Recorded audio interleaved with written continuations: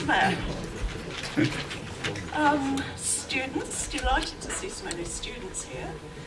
Fellows, Chris Yeager is in the audience, I've just spotted him, we were just talking about you, Chris. And friends and supporters of the university and staff, who are supporters of the university too. Delighted to see so many of you here. This is the annual, I suspect running slightly late, but the annual College of Lectures, College of Fellows lecture. And we're delighted to have Lord Holmes here tonight to talk to you about inclusion and sports.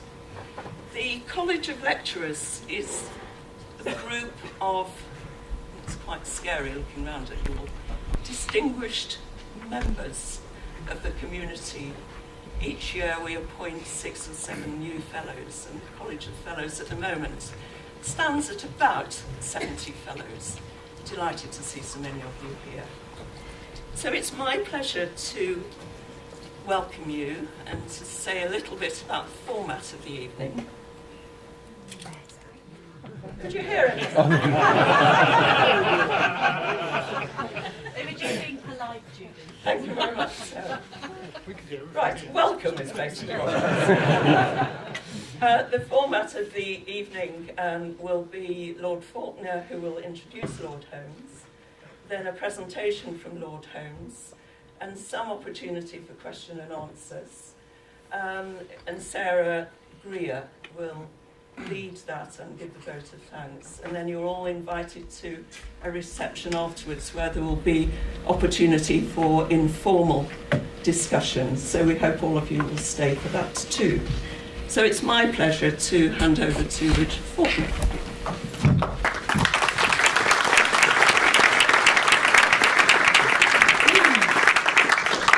Thank you very much indeed, Judith, and perhaps I can first of all congratulate you on becoming President of the College of Fellows. Thank you very much. The previous incumbent having retired, I hope with good grace, but voluntarily, just a few weeks ago. So, Deputy Vice-Chancellor, Fellows, students, ladies and gentlemen, I can't tell you what a pleasure and a privilege it is for me to be able to introduce to you my good friend and colleague, Lord Holmes of Richmond. I've known Chris since 2013 when he joined the House of Lords. He arrived with a stellar reputation, with a CV the rest of us in Parliament read with awe and amazement.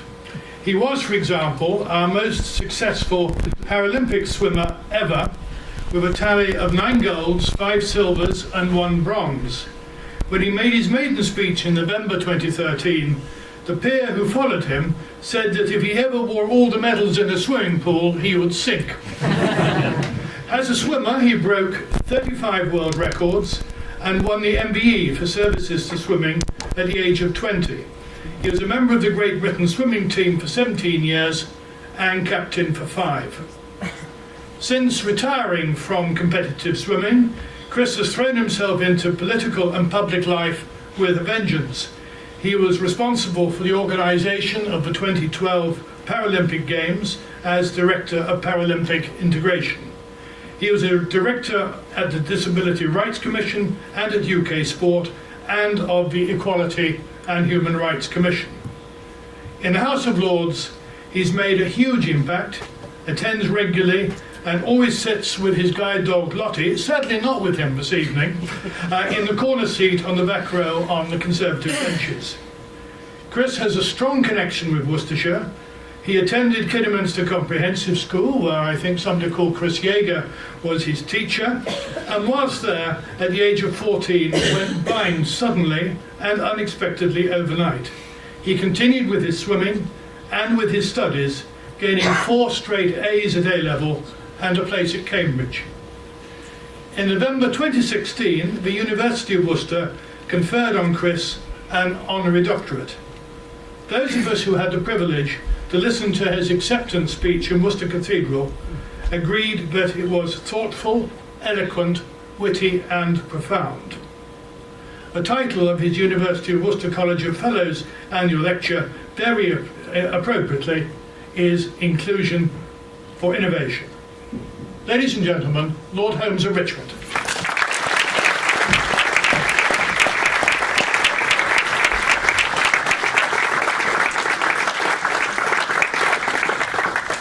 Thank you very much. Good evening, everyone. Good evening. Yeah, that was spectacularly average. Try again. Good evening, everyone. Good evening. See, I knew you were holding out on me. It's great to be here. I'd like to thank Richard for that very kind introduction. It's amazing what you can write on Wikipedia. No one ever checks the facts. I can't even swim. And it truly is an honour to be here, and it was an incredible honour to be awarded a doctorate from the University of Worcester in 2016. So I'm delighted to be here this evening. But having said that, I am a little bit nervous, to be fair. A, because I'm standing in a lecture theatre. Apparently it's often used for nursing lectures. So, I have much to tell you on that subject. But I am nervous because public speaking, how do you begin? How should you start? I don't know. I'm reminded of a recent Home Secretary of ours who was on a visit to Dartmoor Jail, and as her car was crossing the moor, she got a call on her mobile phone. It was the governor asking if she'd mind saying a few words when she arrived. Now, surprisingly for a politician, she was actually thrown. She wasn't expecting to speak. She finished the call, the car's drawing closer to the jail. She's thinking, how should I start? How should I begin? And gentlemen, not really, bearing in mind what they're in there for. Friends, fellow criminals. When she arrived, she stood up and said, I'm glad so many of you could make it. But I am glad so many of you have made it this evening, because I, as you've heard, am from these parts, and it's fabulous not only to have Richard here, who was so incredibly welcoming and incredibly kind to me when I began in the Lords, but also to have my old English teacher, Chris Yeager. Just to be clear, he didn't teach me Old English. In fact, let's be honest, he didn't really teach me anything. No, that was a cheap shot and untrue. But no, fabulous to have him here. He taught me not only the power of English to describe, but how we could use English to make a difference. And also Ken Black in the audience, one of the first swim coaches I came across when I was on the team at the Seoul Games in 1988. Great guy, odd taste in music. Chat to him if you want to know more. Don't chat to him if you don't. So what I thought I'd do this evening is just talk a little bit around this theme of inclusion for innovation, to really nail this point that inclusion actually has nothing to do with corporate social responsibility, with charity, with doing the right thing, with just being parked in HR. Inclusion is actually the golden thread which enables empowerment, it enables creativity, and crucially, it enables innovation. And it's great to be able to have this theme at the University of Worcester, a university which quite frankly does more than most higher education establishments in this whole area of inclusion, not least in the area of sport, which I'm absolutely delighted about, with some of the teams being based here at Parasport. A fabulous commitment to inclusion from the university.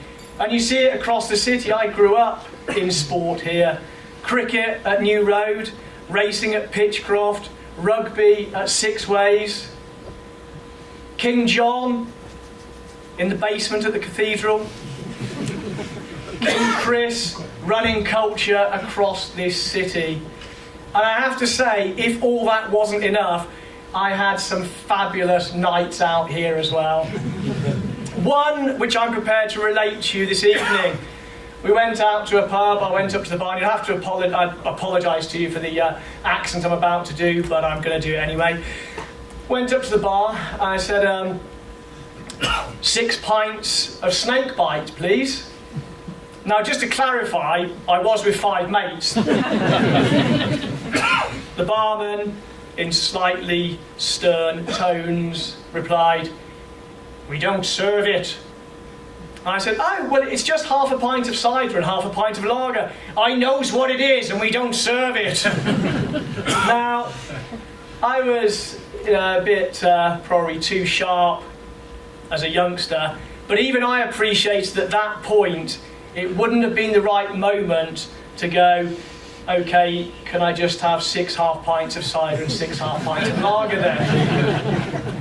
I'm not sure I would be standing in front of you this evening had I took that route. But how did it all start for me? As you heard, I went to the local comprehensive school in Kidderminster. It was described as the worst comprehensive in the county. I'd like to think that some of the things I did helped to give it that reputation. I played cricket, rugby, football for the school, and then overnight, my first year there, just lost pretty much all my sight. Not expected, not predicted. I didn't know the words diversity, inclusion, access at that point, but I fundamentally knew that those were the things that I was going to have to engage with if I was going to achieve anything.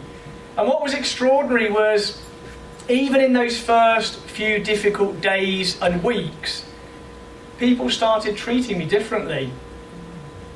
The aspiration for us at that comprehensive school, let's be honest, wasn't that high anyway. But after that point, there was a sense of, well, you can't go back to that school. There were no blind people in mainstream education at that time. Similarly, you can't go back to your swimming club. Probably one of the best reasons which was put forward from the local authority as to why I couldn't go back to the swimming club was that I was a fire risk. Now, age 14, and at every point since then, I've never had this sense that I was about to spontaneously combust. But even if that were the case, there was 25 metres of water right there. In terms of risk, this didn't seem that high to me. I knew at that point it was the end of childhood, it was the beginning of adulthood in a moment rather than a smooth transition. I knew I had to be the leader of my own life, but crucially, I knew I had to have people around me to support me, to help me. Chief amongst them, my teachers and my swim coach, who took risks, but they weren't risks, they were considered decisions. Open. We've never had a blind student. Let's make it happen. 3 months later, I'm back at school. 3 months later, back in the pool. 15 months later, I qualified for the Junior European Swimming Championships that were taking place in Moscow that year. Pretty exciting for me. Never went abroad on holiday. Went to Wales every summer. Anybody here from Wales? Yes. Yeah, thought so. So pretty fantastic to go to Moscow. The pool that had been built years before for the 1980 Olympic Games, it was stunning, like nothing we had in this country. I'm a teenager from the Midlands, I feel up for it, I'm ready. 100 metres freestyle is my race. I swim, I touch, I finish 28th. There were 29 swimmers, but I'd come 28th. And as if that wasn't bad enough, as I was climbing out of the water, a Russian official came over to me and in perfect English said, "Do you know you've travelled a very long way to finish 28th?"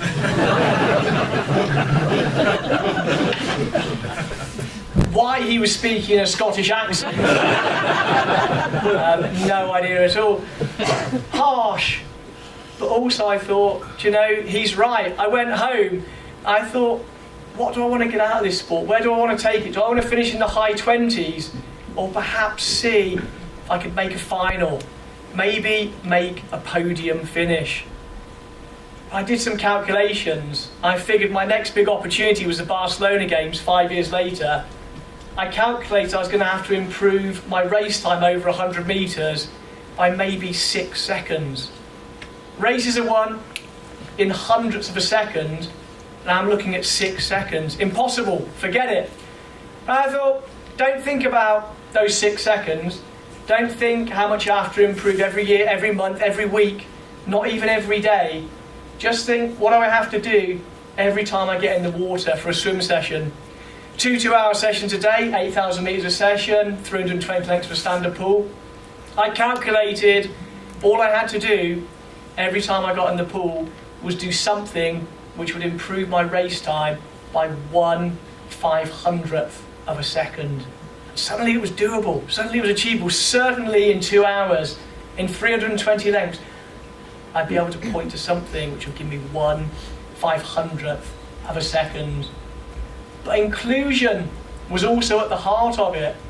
So my coach thought, how do I make the training environment as inclusive for all the swimmers? Not just making it inclusive for me, for all the swimmers, whether they could see or not, whether they had a physical disability or not. And one thing he did, he found this clock system from the States, and he got it shipped over. It was fabulous. Massive digital countdown display, but also audio countdown as well. Fabulous for me, but it benefited all the swimmers in the pool, because no longer did they have to look at the clock when it was counting down to begin the set. They could just focus on the lane ahead of them and just go on that final beat. Critical point. Inclusion isn't doing something to enable an advantage or just to enable something which benefits that person or that group. It's doing something where everybody benefits. The clue is in the word itself. So fast forward 5 years, I go to the trials, I qualify, and I'm on the plane to Barcelona. Some 25 years later, that's still the extent of my Spanish. So you can have it again. Barcelona. And we arrive, and it's a stunning environment. It's an outdoor pool bathed in Spanish sunshine. Who's my main rival? An American? No. Australian? No. Unfortunately for me, it's the local Spanish hero, Mr. Pablo Corral. There are 9,500 Spanish spectators cheering for Pablo. There are 50 Brits cheering for me. And I say cheering, they're actually quite a quiet crowd. Go, Chris. You can do it. Oh, how British. And it's all set against me. If Pablo wins, he'll get a $50,000 trust fund. If I win, I might get a new pair of Speedos. Day 1, 200 metres individual medley. One length, each of the 4 strokes. It's a sprint, and it hurts a lot. I swim, I touch, gold medal, European record. Feels okay. Day 2, Sunday, 50 metres freestyle, the fastest race in the water. One length for the Olympic pool, 6 breaths, and it's all done in just over 20 seconds. I swim, I touch, gold medal, world record. Feels okay for a Sunday evening. Bit better than songs of praise. Not quite as good as country file. And amazingly, after 5 days, I've done 5 races, 5 gold medals, 3 European records, 2 world records. And then there's 2 days break before the 100 freestyle, the blue ribbon race, the race everybody wants to be in. Suddenly the British press start writing stories. No one's ever won 6 gold medals. Will he do it? Won't he do it? All I knew at that point, it didn't matter about those 5 golds, didn't matter about those 5 races in the past. All I had to do was focus 100% on the last thing left in my control, the 100 freestyle. So we get to the final day. Heats in the morning, finals in the evening. Pablo's in the heat before me. He swims, he touches. My coach turns to me and says, he's just gone 1.1 seconds faster than your fastest ever time. Bugger. That wasn't part of the plan. And suddenly I think, not only am I not going to win the 100 freestyle, not only am I not going to win my 6th gold medal, but I know the BBC are coming down that evening to show my race live. I know all my mates will be back home in the pub watching it, and I'll get home and they'll greet me with, "Loser!" Disaster. Bad enough to be beaten on foreign shores, but for all your mates to see it live on the Beeb, disaster. But all this is going through my head in a split second. And in that same split second, I think, but hold on, has what I want to achieve changed? No. Has my desire, my hunger to achieve it changed? No. So just do it. It enabled me to relax. I swam the heat. My coach shouted across the pool, "You've just gone a 10th faster. Come on." But all that does is take you to the next stage, just get you into the final. Back to the village, get some rest, get some lunch, get some physio, and we're back for the final session. Final session of the entire games. Crowd are loud. This is Pablo's moment. The Spanish royal family have come to present him with his gold medal. It's being shown live on Spanish TV, live on the Beeb. Pressure. Half an hour before the race, the last call room, 8 seats, 8 swimmers, the final of the 100 metres freestyle. We go onto the pool deck, we're standing behind the blocks, and we're being introduced to the crowd. Lane 4, representing Great Britain, Chris Holmes. Yay. Go. Lane 5 from Spain, Pablo Corral. Boom! This is their man, it's their moment. The noise is massive. At that moment, I don't hear the noise. I close my mind to everything and just focus one golden laser line straight down lane 4. As we get called to our marks, the one thought in my mind, for every stroke, for every arm pull I'll take in that race, I would have swam 2 million metres in training. 2 million metres for every arm stroke, we get called to our marks, and we're off. And the one point I remember in the race, 75 metres done, 25 metres to go, 3/4 of the race done. Pablo's in the next door lane, he comes upon my shoulder, I turn, breathe to my right. A thought came into my head. You'd imagine maybe some deep sports psychology thought, something to do with steel or fire. I can honestly say at that moment, I felt him come up on my shoulder, I turned, breathed to my right, and the thought that came into my head was, "I don't think so, mate."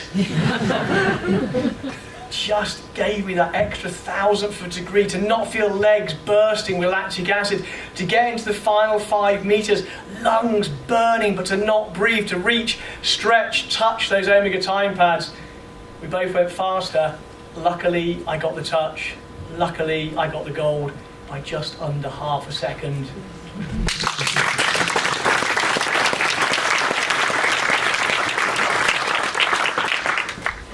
Thousands of hours and millions of metres of training and preparation come down to just under half a second.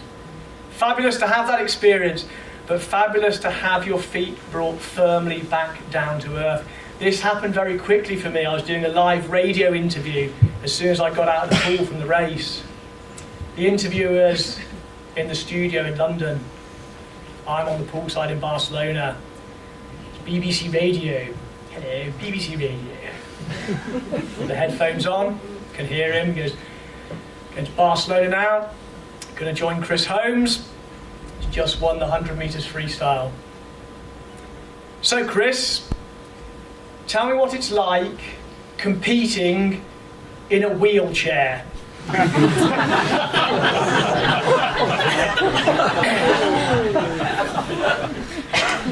This is going out on live radio. I have about a nanosecond to think about it. I say, "Well, Cliff, in that I can't see very much, bloody dangerous."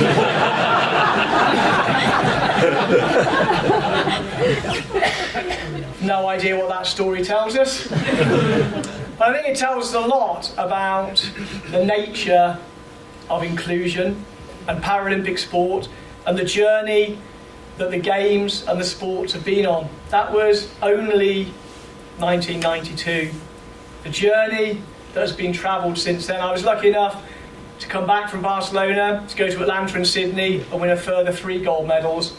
But more than any of those podium finishes, what has so much more value and meaning to me was getting involved with the bid to bring the Olympic Games and the Paralympic Games back to these shores for the first time in 64 years. A tiny group of us began the bid. We built to 50 people. 50 people to potentially win this prize in Great Britain. But why were we doing it? It was Paris's.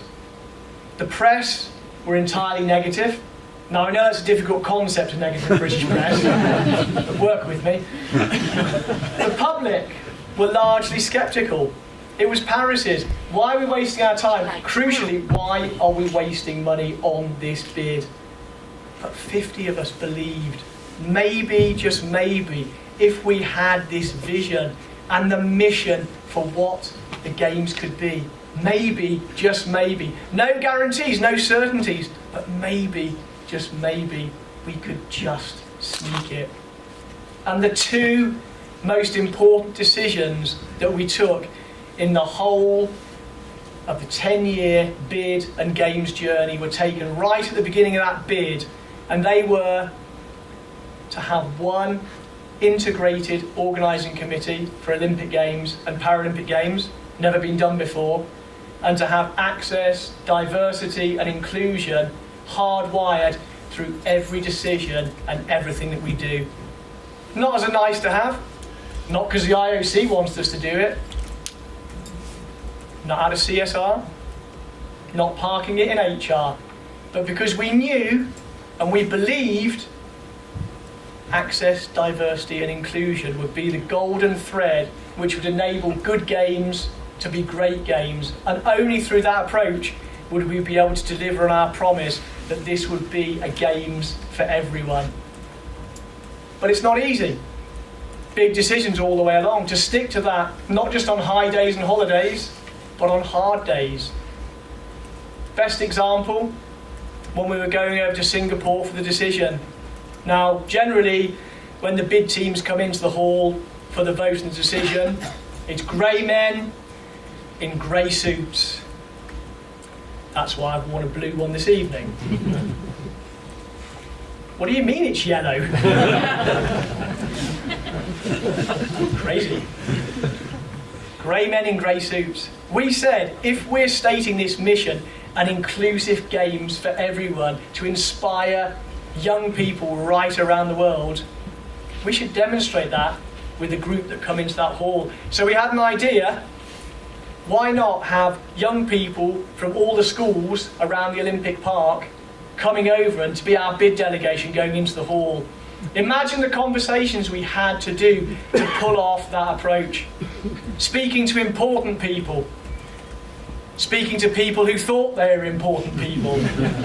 To ask them to give up their seat in the hall for the decision so we could have this group of school kids in there, bringing our bid to life. Now, it would be fair to say we had somewhat of an overzealous lawyer working for us at the time, and luckily a draft of a letter came across my desk months before this, which was intended to be sent to the parents of the young people who were going to go to Singapore. And it went something like this. Dear X, congratulations, your child's been selected to accompany the London bid for the decision in Singapore later this summer. I need to tell you that Singapore has the death penalty.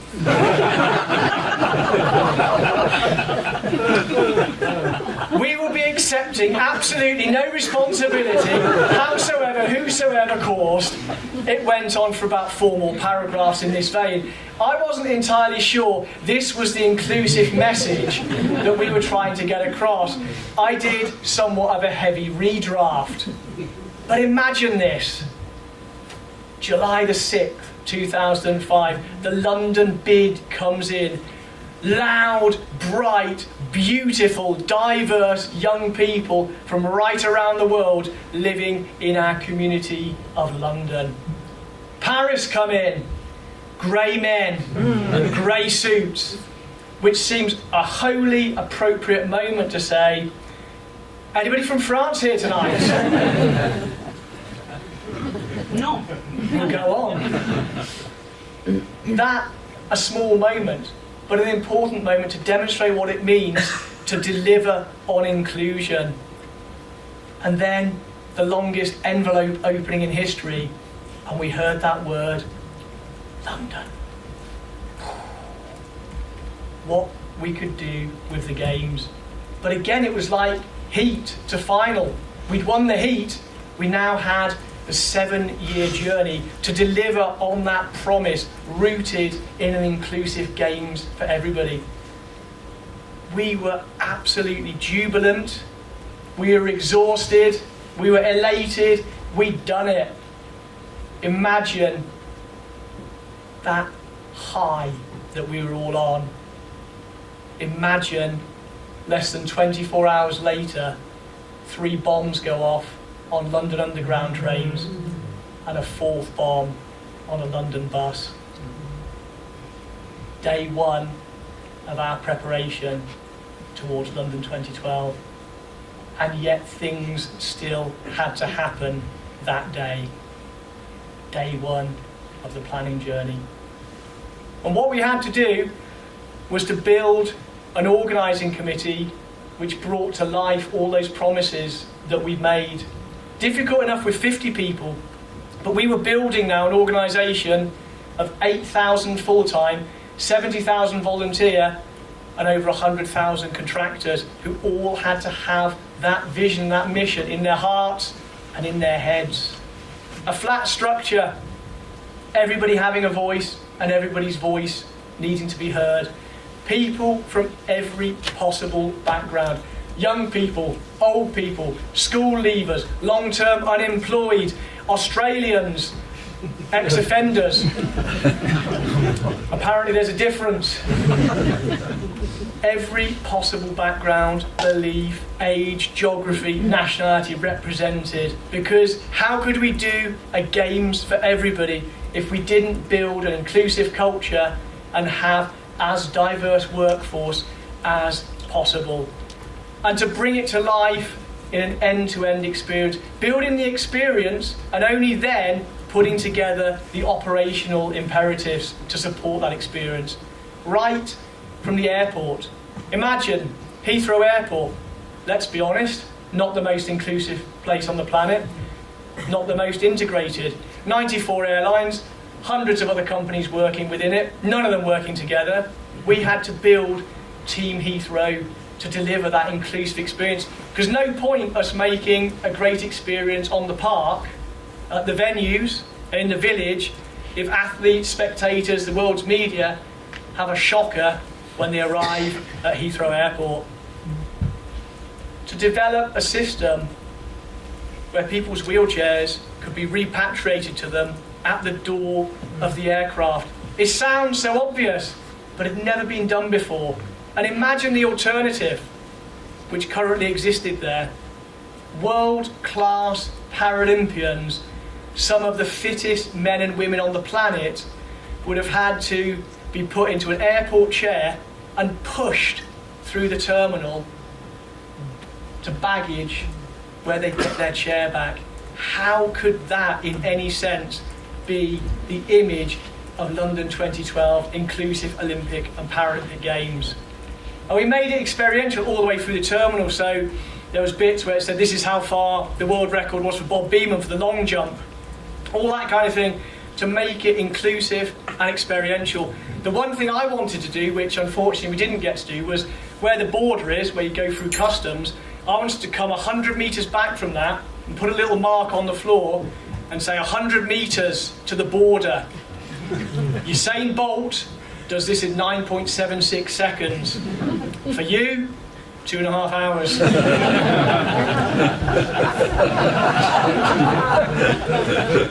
Good that we didn't.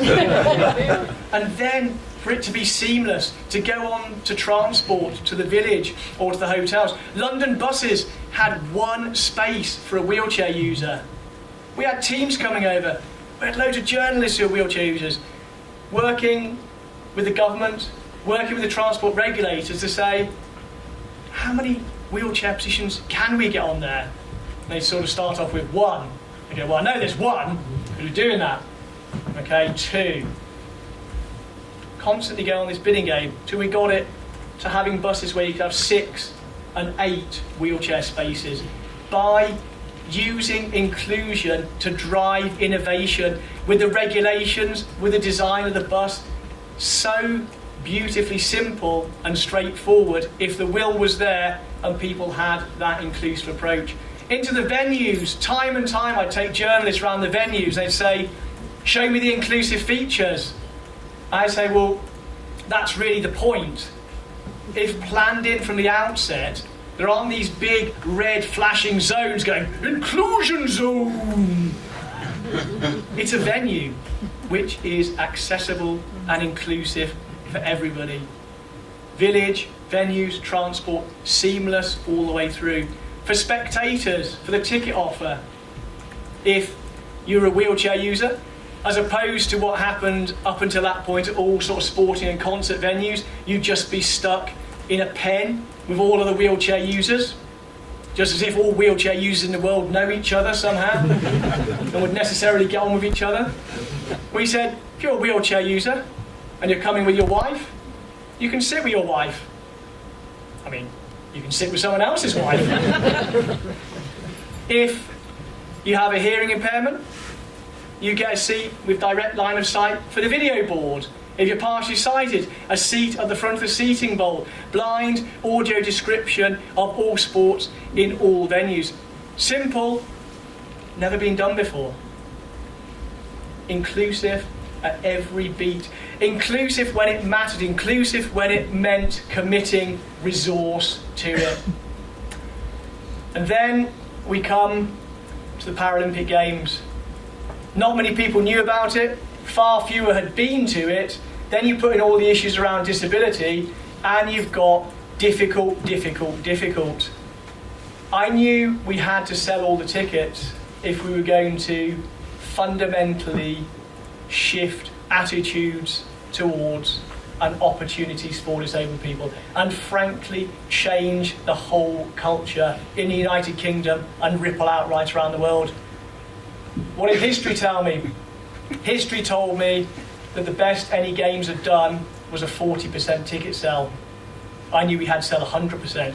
Imagine initially having to convince my fellow directors 100%, to build, to plan, and to resource for 100% ticket sell, committing hundreds of millions of pounds, which couldn't then be sucked out of the operation if we only sold 40%. Yes, I regularly woke up at 4 in the morning in a cold sweat. But we had to do it. But what did history tell me? I looked at history.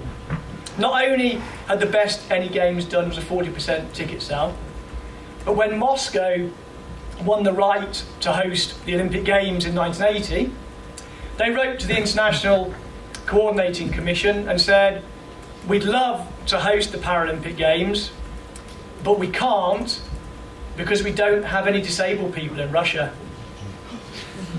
Not that long ago. That's the lessons I took from history. I wanted everything that I did to be rooted in research. What did research tell me? Research told me that 0% of people were prepared to say they were strongly likely to buy a ticket to the Paralympic Games. Now, I never did A-level maths, but even I could work out that 0% was quite a small number when you're looking at 100%. What did the qual tell us? We did groups. This is in 21st century Britain. In the qual groups, people were prepared to say, why would I buy a ticket to that? I spend my life trying to avoid those people. 21st century Britain. Never ever should we be convinced that we are utterly, deeply, always civilised and inclusive. So much potentially is pretty thin. But that's the mission. That's what I had ahead of me. I knew I had to create a whole different brand and communications around this whole piece. Much I could say about it. Crucially, getting big brands alongside would be key. So let's take a look at this short film, this little ad that we made with Sainsbury's.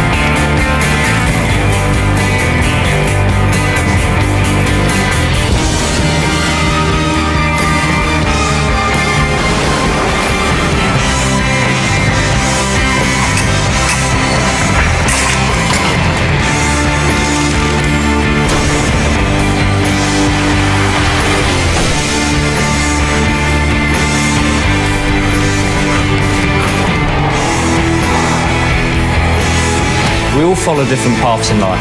Some are more extraordinary than others.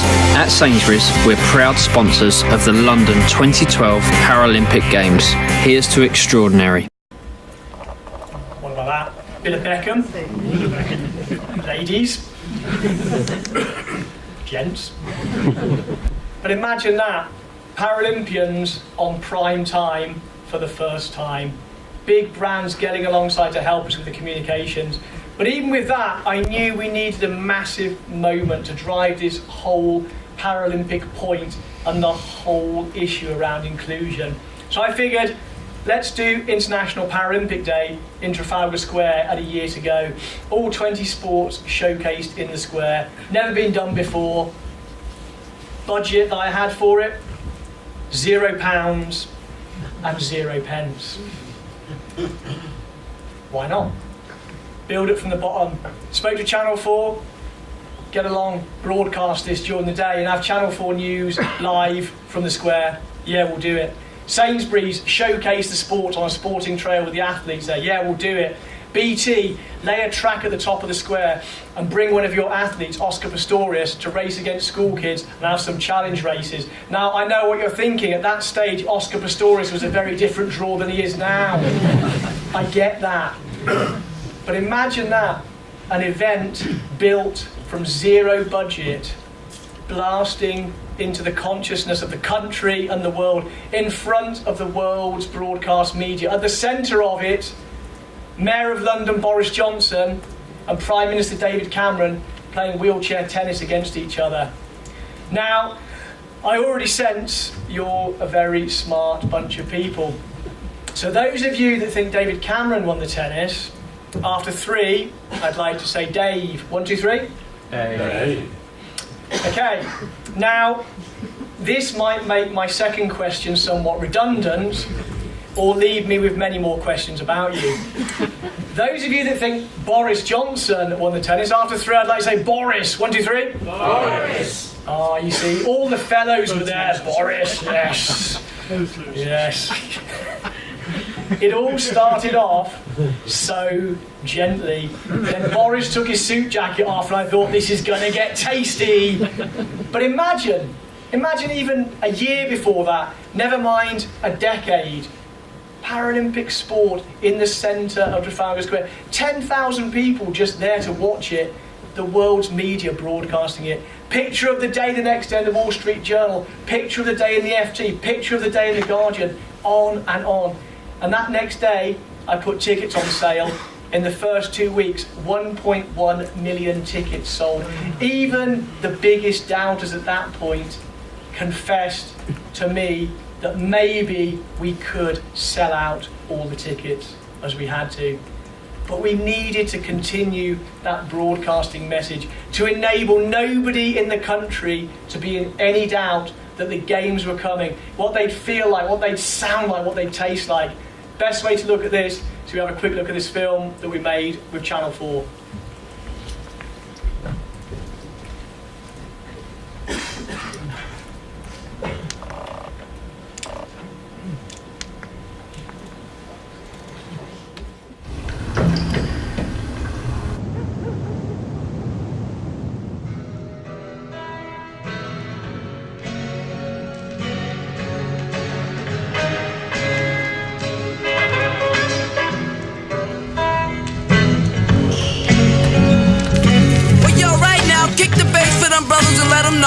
What goes on? Rolling stones in the rap game, not bragging.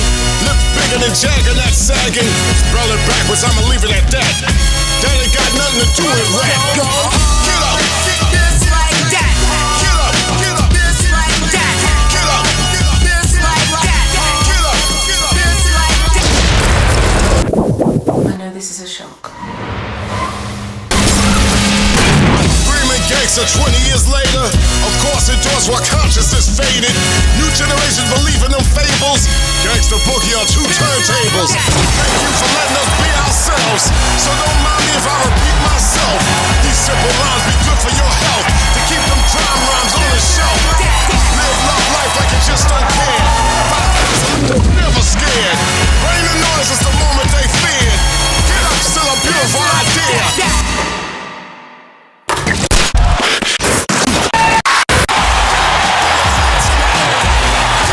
This shit no fair. Get up if y'all really come in. Get up, still. 90 seconds, 18 months in the making. 90 seconds, the most important, the 2 seconds in the middle there, which only 2 of us argued for. The marketing director of Channel 4 and myself. Everybody else was completely anti those 2 seconds being in there. We knew they were critical, because what they did, if they weren't there, you'd have a lovely piece of sports marketing. With them in there, it completely positioned the Paralympic Games as elite, world-class disability sport. And it connected people. There isn't a separate world of disability. It's people like you, people like me.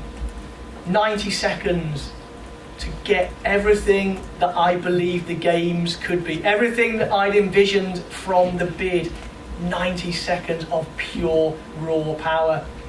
We put it out consecutively. You see, I should have studied more harder English. Consecutively on 76 of the UK TV channels. Now, perhaps like me, you're surprised there are 76 UK TV channels. Bit of a shock for people watching QVC that night. We flogged them a few copies, it was fine. Boom. Everybody knows the Games are coming. The opening ceremony. I want the most famous disabled person living, possibly of all time, to be there. I phoned up Stephen Hawking's people. He says, yep, he's up for it, he'll do it. Imagine the Games starting with Stephen Hawking, not just talking about possibilities beyond ourselves, but possibilities beyond our universe. What a way to blast into 11 days of the most sensational, the most inclusive, the most gravity-defying, sold-out heats, sold-out finals of all 20 Paralympic sports. Yes, the pool, yes, the track, yes, the velodrome, but sports that people may never have even known about before we started the 2012 journey. Wheelchair rugby. The Canadians call it murder ball. This sport is so tough, they don't just have a physio on the bench, they have a welder. This is sport at Paralympics 2012. Inclusive, engaging, saying something profound about what it is to be born human. I knew we needed a massive moment to end the Games, because it wasn't just the end of the Paralympics, it was the end of our 12-year journey, Olympic and Paralympic Games. I thought, let's have a massive concert. Let's get Coldplay. I phoned up their management, they say, yep, they're up for it, they'll do it, and they'll do it for free. That's my kind of price. A few months later, they phoned me up and say, we're really looking forward to it, we're really up for it, but we want to bring a mate along to play a couple of numbers. I felt this moment, so I thought, they've agreed to do it for free, I can't say no, but what happens if it's their Uncle Joe on the banjo? I say, yeah, that'll be great. Who is it? They say, it's Rihanna. I say, I think we can accommodate her. Then they phoned up a few months ago, we're really up for it, really looking forward to it. We want to bring another mate along. Like, fantastic, brilliant, bring them along. Who is it? They go, it's Jay-Z. I go, that's absolutely sensational.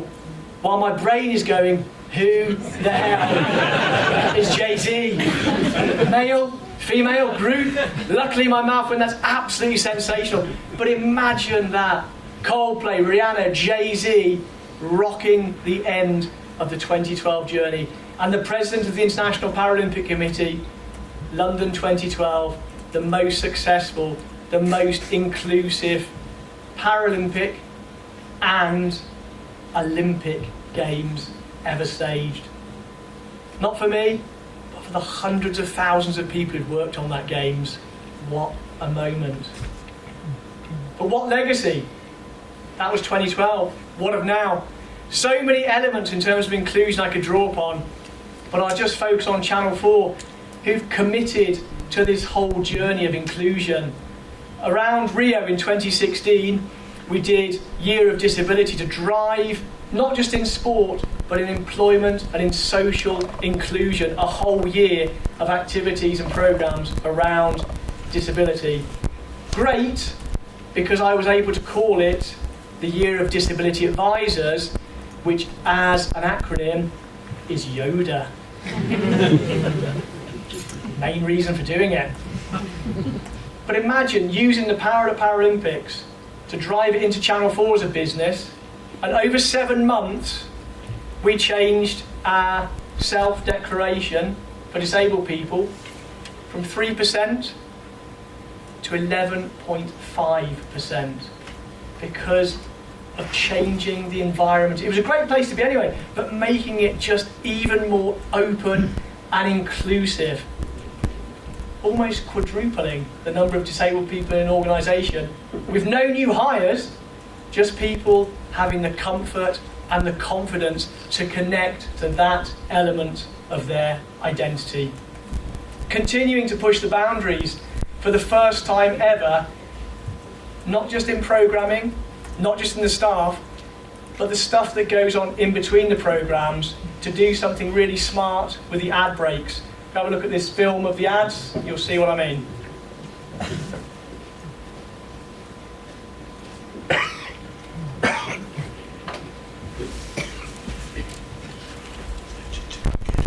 Channel 4 and the RNIB continue with their very special outbreak. More than 2 million people in the UK are living with sight loss. For the next few minutes, we apply visual filters to illustrate some of the most common eye conditions, and there's audio description for viewers with a visual impairment. Macular degeneration affects the central part of your vision. When you're on O2, your network coverage is like baby geese. A man on his phone has a flock of geese following him out of his house and down a tube escalator. Then into a camper van in the middle of a forest. And into a cafe where he's on his laptop. Finally, he's back at home on his phone. Connected with our 15,000 Wi-Fi hotspots, nationwide 4G, and now with European roaming included. O2, more for you. Compatible 4G device and O2 Wi-Fi registration required. Some limitation to underground and network coverage. Minimum term agreement and credit check apply. Roaming in our Europe zone. 47 destinations, no extra charge. Terms apply. This is an advertisement. Cataracts cause your sight to become cloudy or misty. In a luxurious bathroom, a smouldering man starts to undress. Watched through a two-way mirror by a flock of palpitating, glamorous women. When he peels off his trousers, then sprays pure excess down his rich, naked body, the women fall faint. Pure Excess, the new fragrance for men by Paco Rabanne. Hashtag excessive mate. This is an advertisement. Diabetes can affect the blood vessels at the back of the eyes. An Amazon voice control device sits on a table. Echo Dot, £49.99. Alexa, reorder Purina cat food. A cat eyes up a fish tank. I found Purina cat food. Would you like to buy it? 2 megabyte per second broadband recommended. Separate subscriptions may be required. Sequences shortened. Alexa app required. This is an advertisement. Hemianopia is where you lose half of your vision. Hey, did you know that pretty much all TVs have Freeview built in? This one? A stunning widescreen. This one? Another widescreen. Not this one, I'm afraid. A black and white set. Obviously this one. Another widescreen. With 70 free channels, Freeview is the other way to watch TV. Freeview, the other way. Subject to coverage, aerial upgrade may be required. This is an advertisement. Glaucoma is a condition that damages your optic nerve. A woman pushes a man out of the way of a falling piano. If you can see danger coming, Then moves a toddler's buggy clear of a cement mixer just before it topples over. She pushes a mattress in front of a tumbling skateboarder. you can stop it. She works in Specsavers. At least 50% of sight loss is avoidable, so regular eye tests really matter. She gives a customer an eye test, then catches his glasses as they fall. So seriously, you should go to Specsavers. Book a full eye examination today. 50% statistic based on RNIB and Specsavers State of the Nation Eye Health 2017, a year in review. Channel 4 and the RNIB would like to thank the following advertisers: O2, Paco Rabanne, Amazon Echo, Freeview and Specsavers.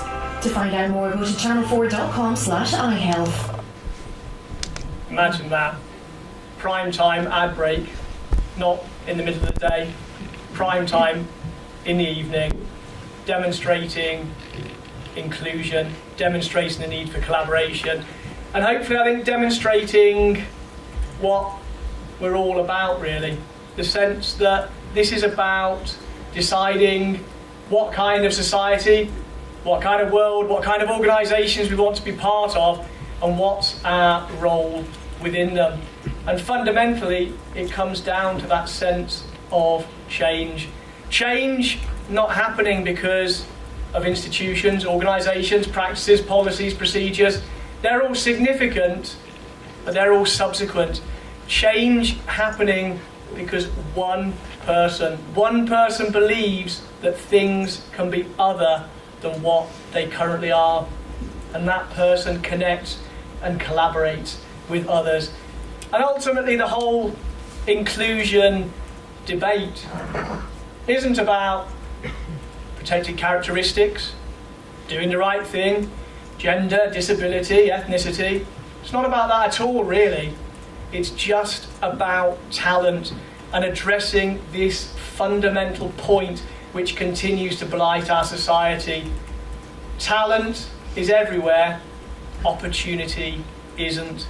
That's what we all need to be about. Thank you for everything you do as individuals.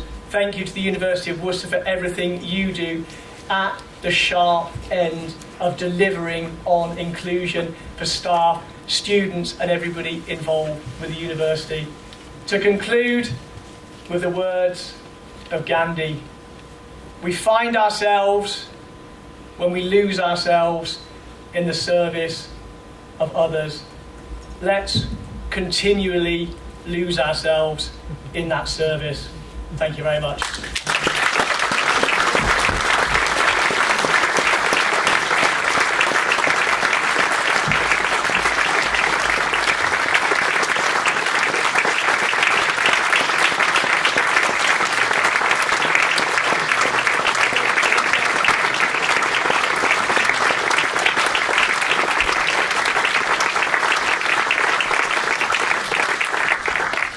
So what an absolutely fantastic lecture, and we're going to depart with tradition slightly and take a few questions from the audience. So does anybody have a question that they'd like to ask Chris?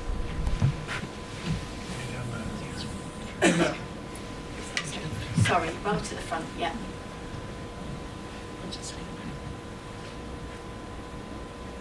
Oh, sorry, Yes, I thought you were saying to be a microphone. Oh, sorry. Speak out nice and loud, please, and do say who you are before you ask your question. Thank you. My name's Mary Nettle, and I'm a member of Impact, which is the service user carer group that works with the university to help them with their inclusion and all the rest of it. And we do feel valued by the university, and it's a good thing. But what I was wondering, Chris, was, or should I call you my lord? Chris, please. About classification and labelling. Because the one thing that, and I know Paralympic sports do have to have some system, but I just worry about that and how it puts a view on disability which is not what we want. No, it's a good point. I think you put your finger on the issue. I think it works well when it's understood as classification, and if it goes beyond that, then you have a problem. So the way I think it constantly needs to be communicated, and more always needs to be done on this, that it's about sporting classification for the purpose of sport performance, rather than classification as a result of disability. And so enabling people to understand, say, the classification system in boxing or sailing, I think is a good way to get newbies into understanding it. But it is absolutely that sense of the purpose of classification to enable that elite sporting competition, and anything which seeks to go beyond that, exactly as you say, is where it becomes problematic, and you can get into labelling and all the issues around that. Thank you. There's a question, Ian. Well, thank you. I thought it was fantastic, very inspirational. Thank you. And what's happened in sport is wonderful, but I'm interested in your life now in politics. And my wife has had 12 months of going through the horror of applying for PIP, from Disability Living Allowance, which even at the very start, you ring up for a form, you can't speak on the phone. First hurdle, not inclusive. And I just wonder if you get any sense of mainstream politicians actually understanding some of the horrors of the processes we go through at the moment. Sure, and there's so much to be done in that area, and indeed across the whole of the public sector. And one of the roles that I do is with the civil service as a diversity and inclusion advisor to the civil service. There's a huge amount of issues around the bureaucratic nature of the way the state is constructed, and there's just nowhere near the level of understanding and experience to commit to exactly the inclusive approach that we would all want. And the nonsense of so much of what we've seen from governments of all colours, really, where there's been a sense of no real, true equality between a number of different groups, different individuals across society. And until you have that sense of really valuing equality in every aspect of what the state does as a route to enablement, to empowerment, to realisation of rights, then every one of us in politics, every one of us across society still has such a job of work to do. One last question. Tamar. Lord Holmes, I can only echo, inspirational. I'm Tamar Thompson. I have the privilege of being a fellow here, but I'm also the chairman of the Royal National College for the Blind, so I'm particularly pleased to be here today. I'm going to ask you a very personal question. Aye, You don't have to answer it. You talked so eloquently about the 12-year journey, with passion, with determination, with real focus. So what's your personal ambition for the next 12 years? What do you want to envisage for the next 12 years for this agenda? Definitely not to be dead.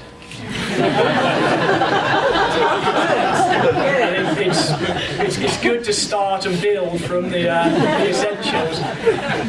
But that's incredibly kind of you to say, and I really appreciate it. And hopefully, and it's for others to judge, but hopefully what I'm doing is continuing so much of what we were trying to do with the Games, with the things I'm involved with in Parliament, and really trying to align everything around this sense of inclusion, innovation, enabling talent. There's a heavy slice of technology and digital in there.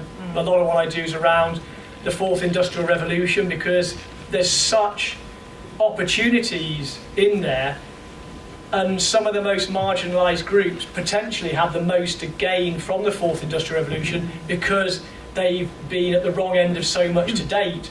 But the real truth is, whether it's Internet of Things, big data, robotics, machine learning, and so on, all of that stuff is neutral. It has nothing to say about inclusion of itself. It's in the hands and the brains of the humans which will determine that possibility, that potential to really turbocharge inclusion, or, just as possible, to exacerbate existing patterns and structures of exclusion. So everything that I'm about really is that sense of enabling talent, 4IR being a big piece of that. And an example, the private members bill I have going through the House at the moment, I had second reading in the autumn, is all about putting a prohibition on unpaid internships, which are over 4 weeks. So work experience, massive supporter of. Everybody should be able to benefit from that. Anything over 4 weeks, people should be paid. And if they're doing work rather than work experience, they should be paid from day one. That's the purpose of the bill. I really hope it has some chance of getting through because, again, 21st century Britain, 5th largest economy on the planet, how can it still be that some of the choicest careers, as seen in the creative industries, the media, the news press, can still be down to who you know and whether you're prepared to do 6, 9, 12 months for no money? Why would you want that in your society? And crucially, as organisations, why would any organisation want to exclude 96% of the potential talent? Surely everybody should be after the brightest and the best. So that's certainly the mission for the next 12 years and beyond. And say hopefully some of the stuff I do will make a little impact. Well, I think we should say just carry on losing yourself. Absolutely.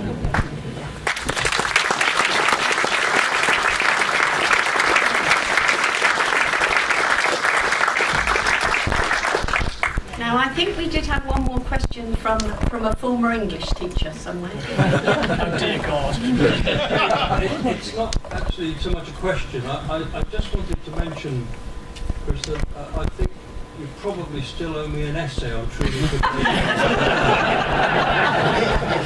But you never read the book either. Okay, I think we'll finish there, but please feel free afterwards. We'll be next door, and obviously you can talk to Chris slightly less formally then. It's my duty on behalf of the university and of the university's College of Fellows to thank Lord Holmes formally for his inspiring lecture tonight. The difficulty for me is that was one of the best lectures I've ever heard, and it's quite tricky to follow it. So what I'm going to do, rather than summarising what Chris has said, is I'm going to give you 3 kind of personal messages that I've taken from it, so things that I will think about long after this evening. I think that the first point that really struck me was when Chris talked about the need to hardwire access, inclusion and diversity into everything we do. And it was that idea of everybody benefiting when we do that really struck me. And we have a really proud reputation at the University of Worcester for what we do in inclusion, particularly in inclusive sport. We have an international reputation for it that's well deserved.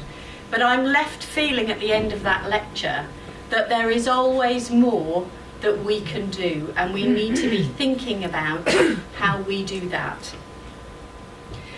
The second point that really struck home for me was this idea about the need for inclusion in its widest possible sense.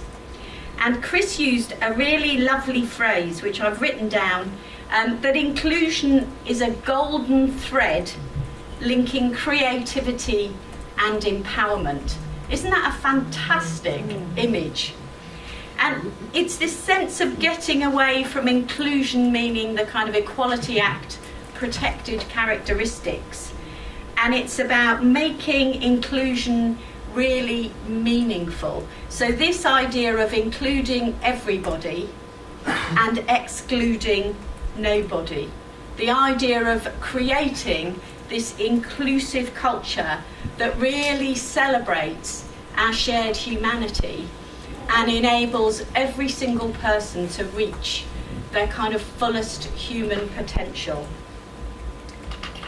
And I think the last point, and this is at the risk of embarrassing Chris, and I'm aware he's standing next to me, I think you cannot but be struck by the fact that one person with a burning passion, a sense of purpose and a mission can actually change the world.